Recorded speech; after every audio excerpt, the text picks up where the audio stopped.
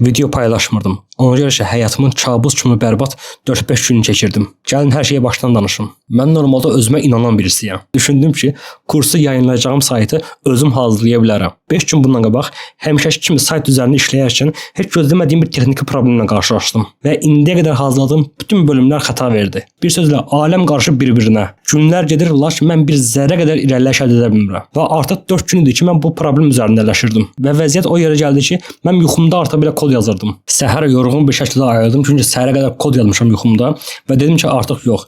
Mən bir proqramistdən məsləhət almalıyam. Mənə bir dənə qiymət oxudular. Bildiyim proqramist deyil, dəccaldılar. Lakin səhv məndə oldu. Bəs mən onlara dedim ki, dekabrın 1-də bəs kursu yayınlamalıyam və 2-3 gün ərzində artıq sistemə o vəsaitləri yükləməliyəm. Yəni mənim darda olduğumu bildilər. Müqayisə ki, onu deyim ki, marketdə zavod çörəyin qiymətinin 20 manat olduğunu görsən nə deyərsən? Azdan çoxdan başım çıxır bu qiymətlərdən. Düz mənə 1200 manat pul oxudular. Və elə deyirlər ki, problem düşündüyümüz yerdən qaynaqlanmırsa, zəhmət haqqı arta da bilər. Dedim, bəli, mən bir proqramist deyiləm.